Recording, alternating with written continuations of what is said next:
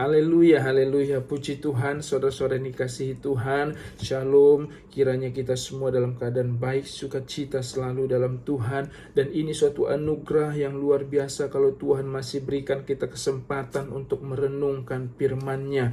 Nah, mari saudara kita buka dalam Wahyu pasal 3 ayat yang ke-19, firman Tuhan berkata, barang siapa kukasihi ia kutegor dan kuhajar, sebab itu relakanlah hatimu dan bertobatlah. Nah saudara, firman Tuhan ini berkata bahwa barang siapa yang ia kasihi justru akan ditegor dan dihajar.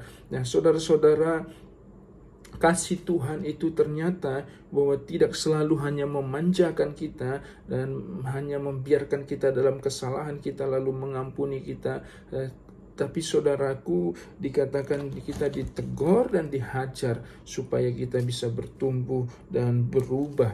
Nah, saudara-saudaraku, karena itu mari kita belajar peka terhadap teguran Tuhan. Kalau bisa jangan sampai Tuhan hajar, ya. Tapi biarlah waktu Tuhan masih tegur sekali, dua kali kita peka sehingga Tuhan tidak sampai harus menghajar kita, saudara-saudaraku. Tapi saudaraku, karena itu mari relakan hati kita. Dikatakan waktu Tuhan tegur kita relakan hati kita dan kita bertobat.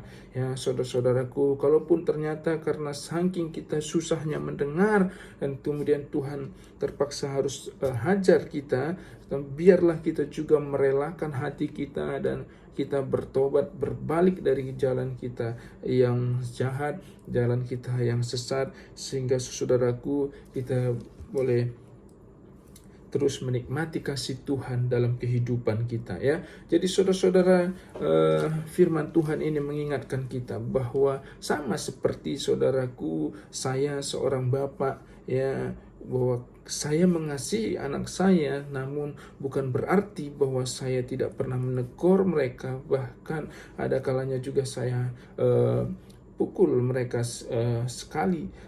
Kalau mereka sudah keterlaluan ditegur sekali dua kali, tidak mendengar, saudara-saudaraku. Tapi bukan berarti bahwa ketika saya tegur mereka, saya pukul mereka, saya tidak mengasihi mereka.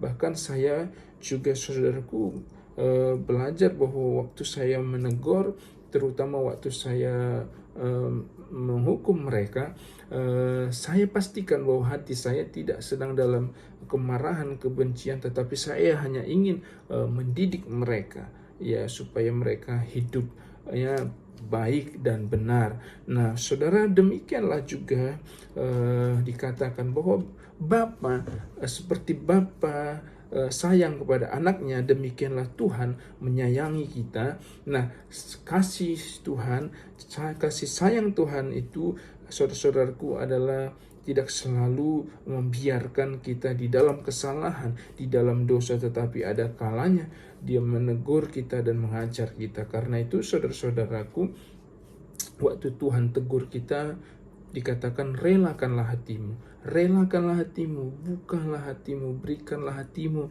untuk diperbaharui, untuk diubahkan Tuhan. Bertobatlah, dikatakan oleh firman Tuhan, ya, saudara-saudara, bertobatlah, relakanlah hatimu waktu Tuhan tegur kita, waktu Tuhan hajar kita. Biarlah kita merelakan hati kita, kita bertobat.